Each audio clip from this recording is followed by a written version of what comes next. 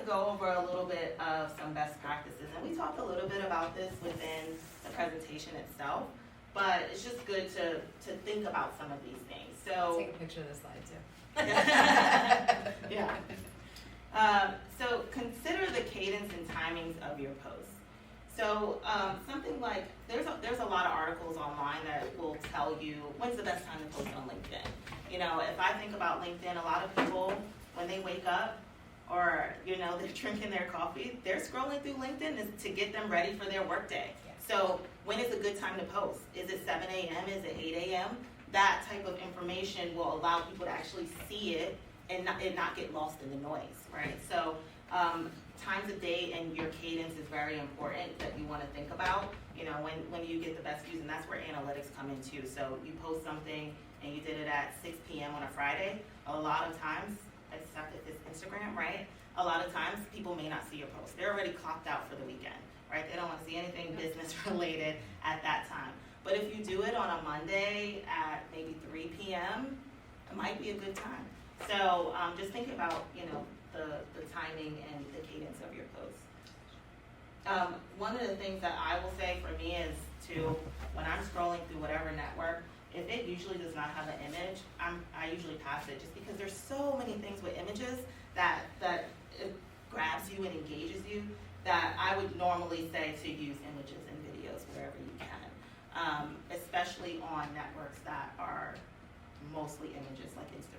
Or I don't think you can post anything without an image on Instagram, but should be an interesting image. Yeah. Those tend to get more engagement on the posts, especially if it's engaging, if it's a clear photo, it's not blurry or anything, unless that's the point of the picture. So I would say images are everything there. Know your market, which is what I talked about a little bit, B2C versus B2B versus B2C.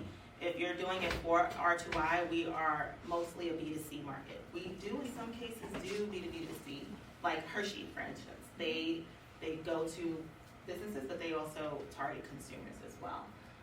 But the knowing who your market is important, because your tone and your voice will be different. And I would add to this also, know your client's voice sometimes. So you guys have looked at our social, you've looked at our website, you've heard us talk. So you know that we're not super formal, business formal people. Sometimes our clients are, but what we're really trying to offer them is support, collaboration, somebody who's here to take on their problems and help them.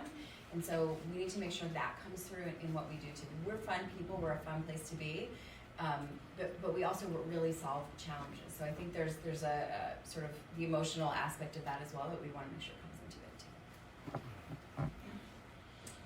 And it's all about balance. I would say this for your personal as well, but just in general, there's a rule of thirds, right? So business, personal, and brand. So like your brand, your culture, and your business. And that's really what we try to do in there.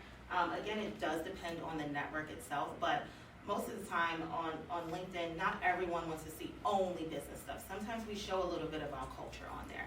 We show, with the Dylan aspect of it. Like, we have employees who love what they do, and here he is talking about why he loves what he does. So it's not only us sharing marketing articles on there, but we also want to show some of our brand. Like, if we have a big conference coming up called the Adobe Summit, right? And we're sponsoring that event. We want to show things that showcase our brand there and why we're there and why it's important that we're there. So we just want to make sure that it's not only one thing on one social network, that you have a little bit of a mix in there.